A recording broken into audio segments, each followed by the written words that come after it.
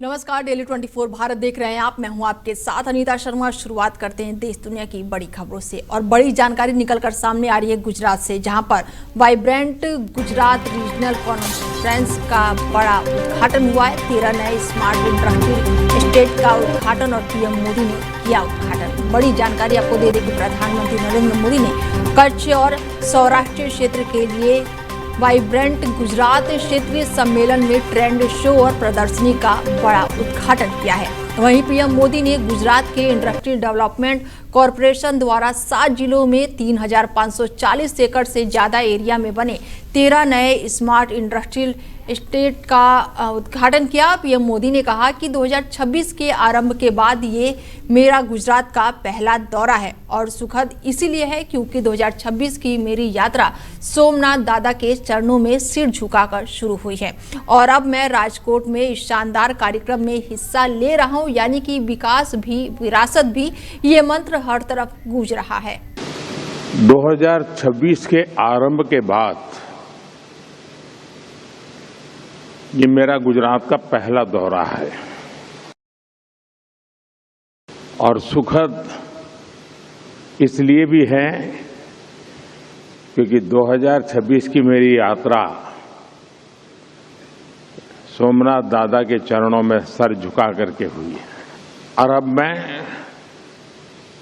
राजकोट में इस शानदार कार्यक्रम में हिस्सा ले रहा हूं। यानी विकास भी विरासत भी, यह मंत्र हर तरफ गूंज रहा है। मैं देश और दुनिया भर से यहां पधारे आप सभी साथियों का वाइब्रेंट गुजरात रीजनल समिट में स्वागत करता हूं। और बड़ी जानकारी निकलकर सामने आ रही है सोमनाथ से, जहां पर सोमनाथ में प्रधानमंत्री नरेंद्र मोदी ने बड़ा बयान दिया है। आक्रामक मिट गया पर हमारा सोमनाथ आज भी अडिग है।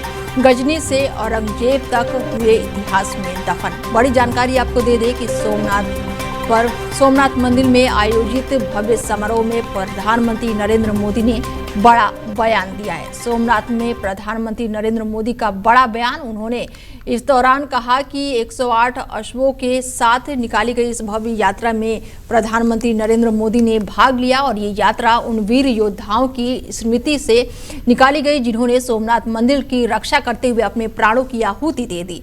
यात्रा को साहस, बलिदान और वीरता का प्रतीक बताया गया है। शौर्य यात्रा में शामिल होने के बाद से प्रधानमंत्री नरेंद्र मोदी ने सोमनाथ मंदिर में पूजा अर्चना की और इसके बाद एक विशाल जनसभा को संबोधित किया।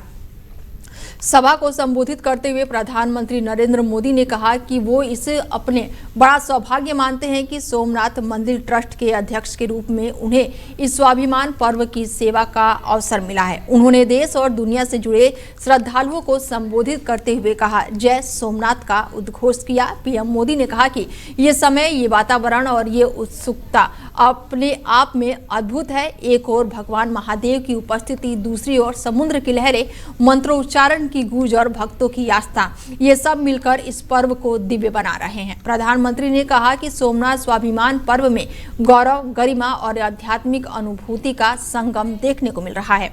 उन्होंने 72 घंटे तक चले अनावृत अकोरनाथ और मंत्रोच्चारण का उल्लेख किया। पीएम मोदी ने बताया कि ड्रोन शो के जरिए सोमनाथ मंदिर के 1000 साल के इतिहास को दर्शाया गया है, जिसमें वैदिक गुरुकुलों के विद्यार्थियों ने भाग लिया। उन्होंने कहा कि 108 अश्वों के साथ निकली शौर्य यात्रा, मंत्रों और भजन की प्रस्तुति अत्यंत भावुक और प्रेरणादायक रही।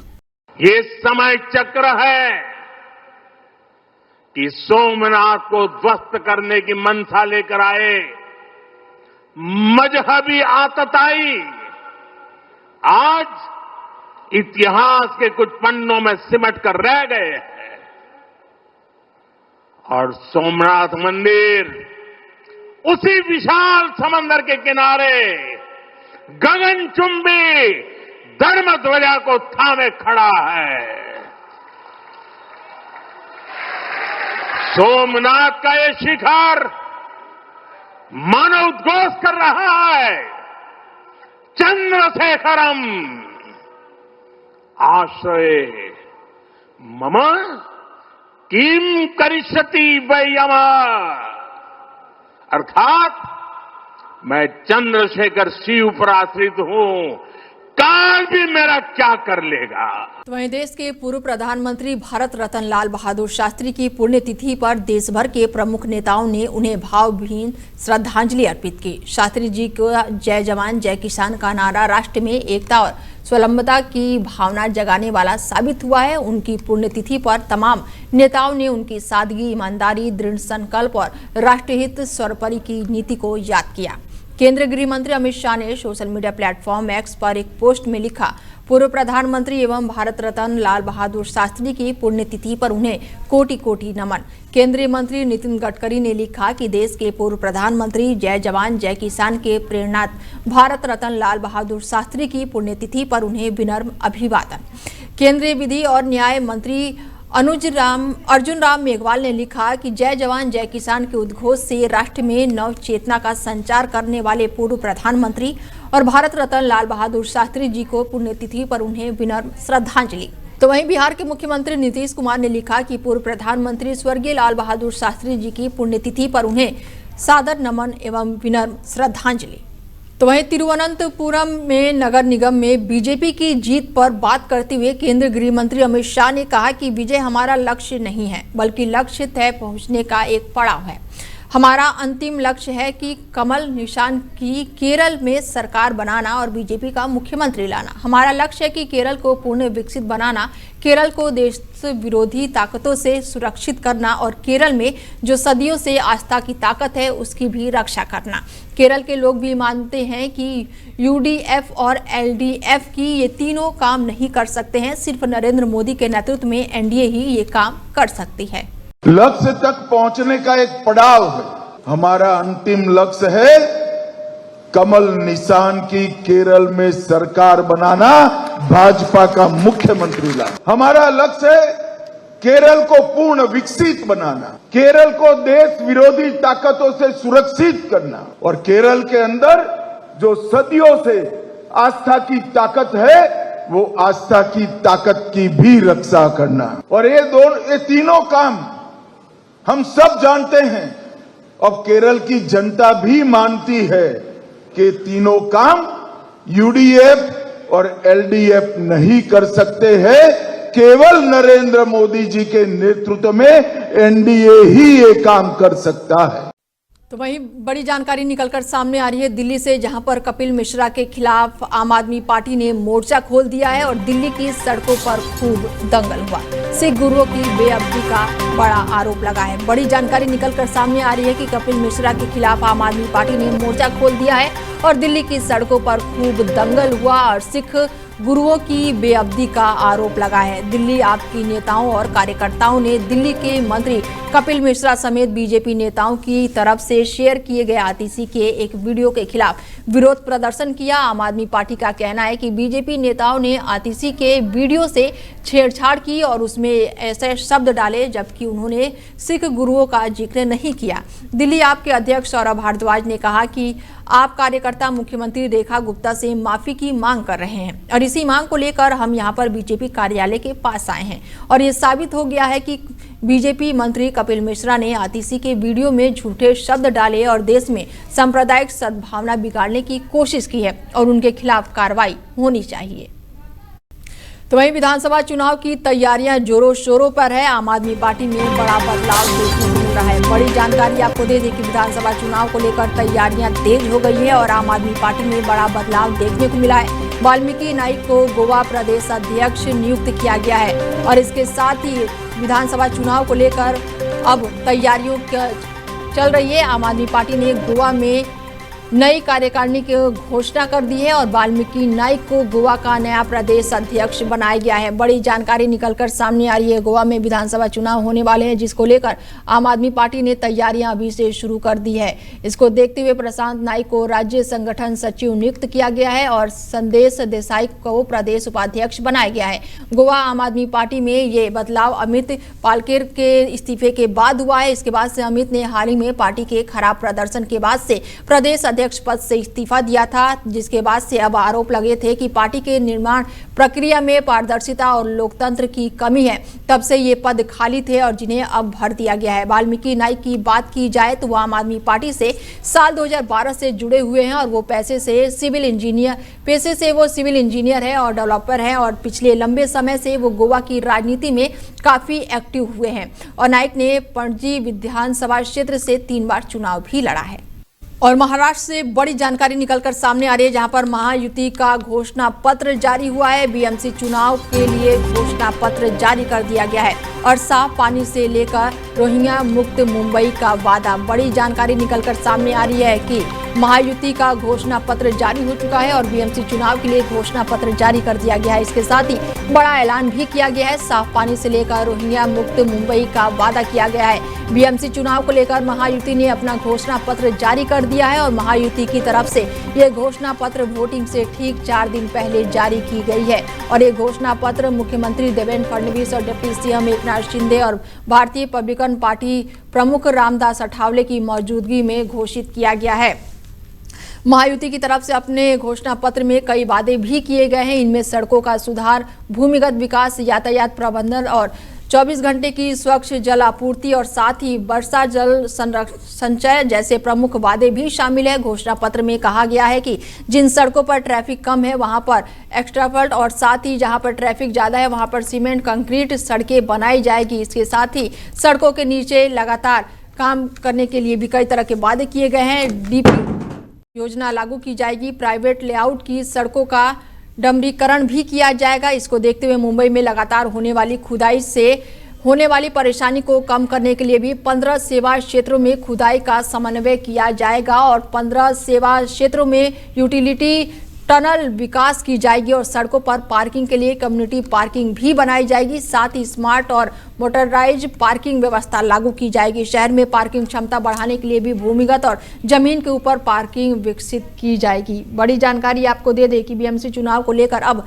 जो लगातार महायुति ने घोषणा पत्र जारी कर दिया है, वोटिंग से 4 दिन पहले ये घोषणा पत्र जारी किया गया है।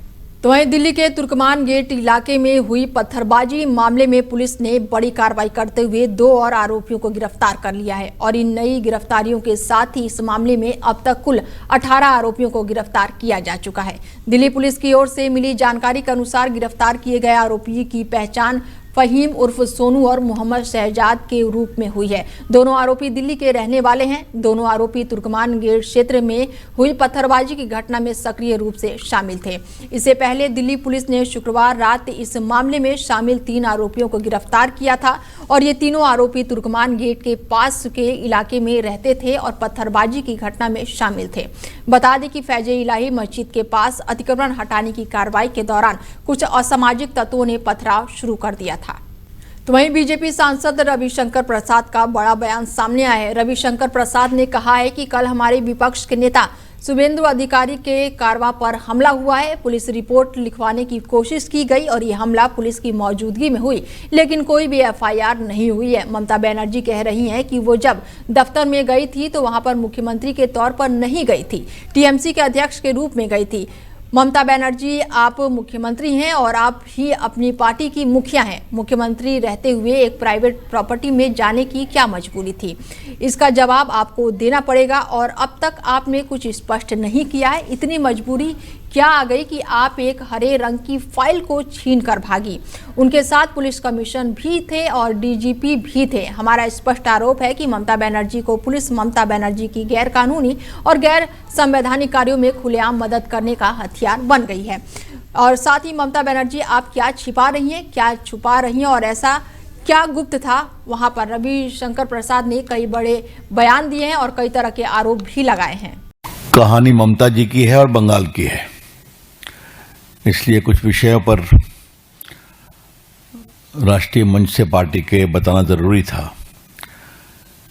कल हमारे विपक्ष के नेता शुभेंदु अधिकारी के कारवां पर हमला हुआ। पुलिस रिपोर्ट लिखाने की कोशिश की गई। ये हमला पुलिस की मौजूदगी में हुआ था, लेकिन कोई एफआईआर नहीं हुआ। मतलब अपोजिशन लीडर के कॉन्वॉय पे हमला हो तो आप समझते ही हैं। मुझे याद है एमपीज के एक डेलीगेशन में हम लोग संदेश खाली गए थे, तो वहां अगर मेरी सिक्योरिटी और सीआरपीएफ नहीं आती तो हम लोग घुस भी नहीं पाते। तो ये बंगाल में चलता है, आपको मालूम है। ममता जी कह रही हैं कि हम जो दफ्तर में गए थे, आईपैक नाम है ना, वो हम चीफ मिनिस्टर के रूप में नहीं गए थे, टीएमसी के अध्यक्ष के रूप में गए थे। ईरान में लगातार हालात बिगड़ते जा रहे हैं। पिछले दिनों से देश में विरोध प्रदर्शन चल रहा है जो लगातार बढ़ता ही जा रहा है और अब ये प्रदर्शन और उग्र हो गया है। ईरान के बढ़ते विरोध के बीच कई क्षेत्रों में बता दें कि एयरलाइंस समेत कई कंपनियों ने उड़ानें जो हैं वो सस्पेंड कर दी है। वहीं बड़ी तादाद में लोग सड़कों पर उतर आए हैं। जमकर सरकार के खिलाफ नारेबाजी की जा रही है, साथ ही आगजनी भी की जा रही है। और इसी बीच न सिर्फ अब ईरान बल्कि बाकी देशों में भी ईरानी सरकार के खिलाफ गुस्सा देखा जा रहा है। लंदन से एक ऐसा वीडियो सामने आया है जहां पर दूतावास पर लगे ईरान के झंडे को हटाया गया है और इसकी जगह ईरान का इस्लामी क्रांति से पहले वाला झंडा फहराया गया है। प्रदर्शनकारियों ने कई इलाकों में स्थिति को दूतावास की इमारत के सामने से ऊपर चढ़कर मौजूदा शासन का झंडा हटा दिया है और इसके बाद से लगातार इस्लामी क्रांतियों के पहले ईरान की राजशाही से जुड़े ऐतिहासिक प्रतीक को लगा दिया है। नीचे मौजूदा बड़ी संख्या में सरकार विरोधी प्रदर्शनकारी इस दौरान जमकर नारेबाजी करते हुए नजर आए और ये झंडा कई मिनटों तक लगा रहा, जिसके बाद से उसे हटा दिया गया। तो वहीं एआईएमआईएम के प्रमुख असदुद्दीन ओवैसी ने कहा है कि मुसलमानों के पास अपनी राजनीतिक एजेंसी नहीं है। उन्होंने चेतावनी देते हुए कहा है कि अगर आप सिर्फ वोट बने रहेंगे तो आपके घर बुलडोजर चला दिया जाएगा और सभी राजनीतिक पार्टियां जैसे कि बीजेपी, अजीत पवार और एकनाथ शिंदे आपके वोट डर दिखाकर लेना चाहती है। कांग्रेस चाहती है कि आप सिर्फ वोट बनकर रहें ताकि आप कुछ हासिल ना कर सकें। आपको अपनी राजनीतिक एजेंसी बनानी होगी। असदुद्दीन ओवैसी ने ये बयान नागपुर में दिया है। उन्होंने कहा कि मुसलमानों को सिर्फ वोट बैंक नहीं बल्कि अपनी ताकत और संगठन खड़ा करना होगा ताकि वो अपने अधिकारों के लिए प्रभावित आवाज उठा सके। असदुद्दीन ओवैसी ने कहा है कि आतंकवाद विरोधी कानूनों का दुरुपयोग किया जा रहा है और साथ ही ये भी दावा किया गया है कि गैर कानूनी गतिविधियां अधिनियम की धारा 15A का इस्तेमाल मुसलमानों, दलितों और आदिवासियों के खिलाफ किया जा रहा है। तरीके से इस्तेमाल होगा। याद रखिए, मैं आपको इस अहम जगह से कह रहा हूं, भारत और महाराष्ट्र में हर समाज का एक पॉलिटिकल लीडरशिप है। अगर किसी समुदाय की पॉलिटिकल एजेंसी नहीं है तो मुसलमानों की नहीं है और हम सिर्फ वोटर बनकर रह गए। अगर आप सिर्फ वोटर बनकर रहेंगे तो घर पे बुलडोजर चलेगा। अगर आप सिर्फ वोटर बनकर रहेंगे तो नौजवान बच्चों को झूठे इल्जाम में जेल में डाल दिया जाएगा। अगर आप सिर्फ वोटर बनकर रहेंगे तो मुसलमानों के बच्चे और बच्चियां स्कूल की तालीम से महरूम हो जाएंगे। अगर आप वोटर बनकर रहेंगे तो आपको समाजी इंसाफ नहीं मिलेगा। अगर आप वोटर बनकर रह जाएंगे तो इज्जत की निगाहों से आपको कोई नहीं देखेगा। जिस दिन आप अपनी पॉलिटिकल एजेंसी को बनाएंगे, जिस दिन आप शहरी बनेंगे, हुकूक आपको मिलना शुरू हो जाएंगे। तो वहीं भारतीय कानूनों और दिशा निर्देशों के अनुपालन के मामले में एक्स ने अपनी गलती मान ली है। एक्स ने अपनी गलती स्वीकार करते हुए ये भरोसा दिया है कि वो भारत के कानून के हिसाब से काम करेंगे। खबरों की माने तो एक्स ने करीब 3500 कंटेंट पोस्ट ब्लॉक कर दिए हैं और 600 अकाउंट भी डिलीट किए हैं। एक्स ने यह भी भरोसा दिया है कि वो भविष्य में किसी तरह के अश्लील कंटेंट को इजाजत नहीं देगा। ग्रोक पर अश्लील कंटेंट के लिए MEITY ने उसे नोटिस जारी किया है। सरकार ने अमेरिकी उद्योगपति एलन मस्क के स्वामित्व वाली सोशल मीडिया कंपनी जो है एक्स को AI टूल ग्रोक के दुरुपयोग से जुड़े अश्लील और आपत्तिजनक सामग्री मामले में कार्रवाई के लिए 7 जनवरी तक मोहलत दी थी और उसी 7 जनवरी तक ATR और जमा करने के लिए भी कहा गया था। पहले एक्स को ये रिपोर्ट 5 जनवरी तक जमा करनी थी, जिसके बाद से इलेक्ट्रॉनिक्स और सूचना प्रौद्योगिकी मंत्रालय ने 2 जनवरी को जारी नोटिस में कहा कि एक्स के मंच पर AI टूल ग्रोक का इस्तेमाल कर फर्जी खातों में महिलाओं की अश्लील, आपत्तिजनक और अपमानजनक तस्वीरें और वीडियो बनाए जा रहे हैं। मंत्रालय ने इसे सोशल मीडिया मंच के स्तर पर सुरक्षा, उपयोग और निगरानी तंत्र की गंभीर विफलता बताते हुए कहा है कि ये IT कानून और उससे जुड़े नियमों का उल्लंघन है।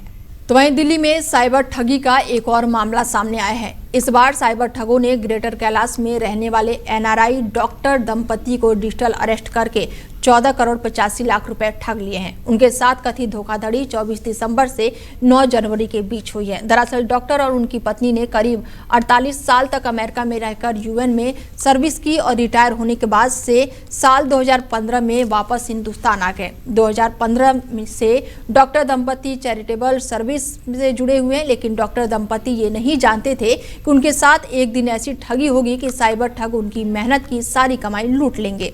डॉक्टर के मुताबिक डिजिटल अरेस्ट रहने के दौरान जब भी उन्हें कहीं बाहर जाना होता था या फिर किसी प्रकार का फोन करना होता था तो साइबर ठग उनके पति डॉक्टर के फोन पर वीडियो कॉल करके सब सुनते और देखते थे, ताकि उन्हें ये पता चल सके कि इस साइबर ठगी के बारे में वो किसी और को बता तो नहीं रही हैं। और जब वो पहली बार पैसा ट्रांसफर करने के लिए अपने बैंक गई तो बैंक के मैनेजर ने भी उनसे पूछा कि इतनी बड़ी रकम वो क्यों ट्रांसफर कर रही हैं, तो उन्होंने मैनेजर को वही बताया जो साइबर ठगों ने उन्हें समझा कर भेजा था। तो वहीं दिल्ली एनसीआर में ठंड ने अब तक के सारे रिकॉर्ड तोड़ दिए हैं, क्योंकि 10 और 11 जनवरी की रात को न्यूनतम तापमान गिरकर 3 डिग्री सेल्सियस तक पहुंच चुका है। और इस कड़ाके की सर्दी, घने कोहरे और शीतलहर को देखते हुए भारत मौसम विज्ञान विभाग ने 11 और 12 जनवरी के लिए येलो अलर्ट जारी किया है। आज दर्ज किए गए ये तापमान इस सीजन का अब तक का सबसे कम न्यूनतम तापमान है, जिससे दिल्ली और आसपास के इलाकों में जनजीवन पूरी तरह से प्रभावित हुआ है। मौसम विभाग के अनुसार आज का दिन पूरे एनसीआर के लिए बेहद ही ठंडा रहने वाला है और सतर्कता जरूरी है। दिल्ली एनसीआर में शनिवार और रविवार की रात से ही ठंड ने अपना असर दिखाना शुरू कर दिया है।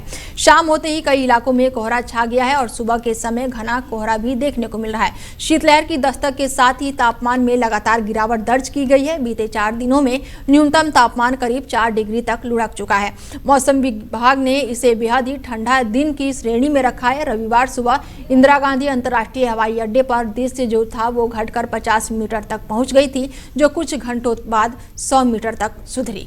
तो वहीं उत्तराखंड, जम्मू कश्मीर और हिमाचल प्रदेश में भीषण सर्दी पड़ रही है। उत्तराखंड के पिथौरागढ़ स्थित आदि कैलाश और रुद्रप्रयाग के केदारनाथ धाम में शनिवार को तापमान जो था वो -22 डिग्री सेल्सियस दर्ज किया गया। पिथौरागढ़, चमोली, उत्तरकाशी और रुद्रप्रयाग में नदी, नाले और झरने जम चुके हैं। कश्मीर के शोपिया में न्यूनतम तापमान 0 से नीचे 8.2 डिग्री सेल्सियस दर्ज किया गया है। श्रीनगर में -5.7 डिग्री पारा रहा, और जहां पर डल झील जो है वो पूरी तरह से जम चुकी है। पहलगाम में न्यूनतम तापमान जो है वो -7.8 डिग्री दर्ज किया गया। गुलमार्ग में रात का पारा जो है वो -6.8 डिग्री सेल्सियस रहा। पहाड़ी क्षेत्रों में सटे मैदानी इलाकों में भी शीतलहर चल रही है। पंजाब और हरियाणा के 3 शहरों में तापमान 0 डिग्री के करीब पहुंच चुका है। पंजाब के होशियारपुर में न्यूनतम तापमान जो है वो 1.1 डिग्री सेल्सियस और अमृतसर में 1.3 डिग्री सेल्सियस दर्ज हुआ है। हरियाणा के महेंद्रगढ़ में 1.6 डिग्री सेल्सियस पारा दर्ज हुआ है। तो वहीं दिल्ली और शनिवार का न्यूनतम तापमान जो है वो 4.2 डिग्री रिकॉर्ड किया गया है और ये सर्दी का इस सीजन में अब तक का सबसे कम तापमान है। मौसम विभाग के अनुसार दिल्ली में 2 दिनों में ठंड और बढ़ सकती है। रविवार और सोमवार को शीतलहर की स्थिति बनने की आशंका है। फिलहाल बुलेटिन में मेरे साथ इतना ही। बने रहिए आप हमारे साथ और देखते रहिए डेली 24 भारत। नमस्कार।